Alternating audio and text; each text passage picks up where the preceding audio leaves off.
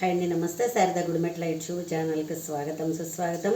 ఈరోజు నేను బీరకాయ పొట్టుని ఎలా తయారు చేసుకోవాలో నేర్పిస్తున్నానండి, చేసి చూపిస్తున్నాను. దీనికి ఏంటంటే మనం బీరకాయలు మామూలుగా చెక్కు తీసుకుంటాం కదా, ఆ చెక్కు తీసేసుకున్న తర్వాత ఆ బీరకాయ చెక్కుని శుభ్రంగా మనం కడిగేసుకుని మిక్సీ చేసేసుకోవాలి. మిక్సీ చేసేసుకుంటే అది తడిగా వస్తుంది. దాన్ని బాగా మనం పిండేయాలి. పిండేస్తే ఇలా పొట్టులో వచ్చేస్తుంది అన్నమాట చక్కగాను.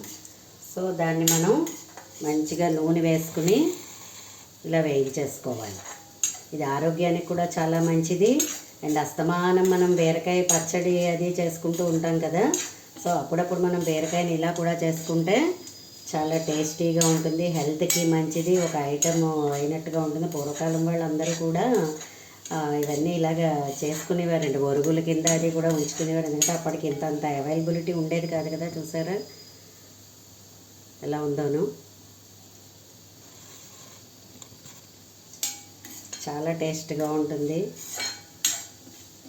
సో మీరు కూడా అలాగా బీరకాయని చెక్కు తీసిన కొంతమంది పచ్చడి చేసుకుంటారు, కొంతమంది వేస్ట్గా పడేస్తూ ఉంటారు. అలా కాకుండా దాన్ని కూడా ఒక ఐటెంలో ఇలా తయారు చేసుకుంటే బాగుంటుందని నా ఉద్దేశం. నేను ఎక్కువ ఇలా చేస్తూ ఉంటానండి. మా ఇంట్లో వాళ్ళకి కూడా ఇది ఎక్కువ నచ్చుతూ ఉంటుంది. పచ్చడి అయితే 2 days ఉంటుంది. ఇదైతే మనం ఆల్మోస్ట్ 10-15 days అయినా కూడా ఏమీ అవ్వదన్నమాట. ఇంకా మనకి అప్పటికప్పుడు చేసుకోక్కర్లేదు, టైము లేదు అని అనుకుంటే మనం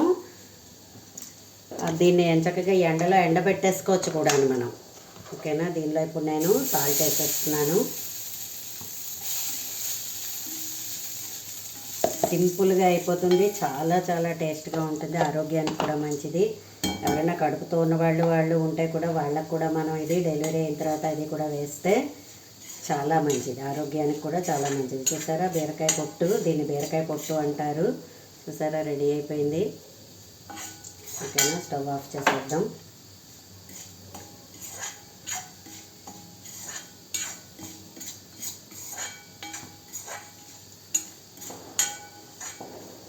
కొంచెం కారం వేసుకుందాం.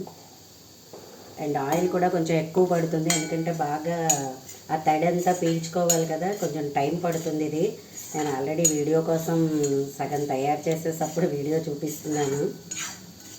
మీరు మాత్రం చెక్కు తీసేసుకుని దాన్ని చక్కగా మిక్సీ పట్టేసుకుని ఆ నీరు పిండేసి అప్పుడు ఇది ఆయిల్ వేసుకుని వేయించుకోవాలి.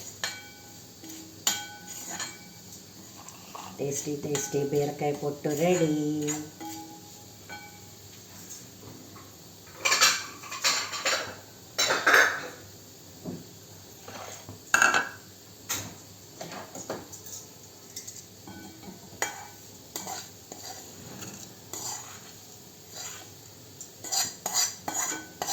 ఏంటంటే చెప్తున్నాం కదా, మనకి ఒకవేళ వెంటనే మనం చేసుకోవడానికి మనకి టైం అది లేదనుకోండి, అది మిక్సీ చేసేసుకుని దాన్ని మనం నీళ్ళు పిండేసి ఒక దాంట్లో వేసేసుకుని మనం అది ఎండలో ఎండబెట్టేసుకున్నా కూడా ఒక 4-5 ఎండలు ఎండబెట్టేసుకుని ఒరుగులో కూడా మనం దాన్ని డబ్బాలో ఎత్తి పెట్టేసుకోవచ్చు. మనకి ఎప్పుడు కావాలంటే అప్పుడు వేయించుకోవచ్చు.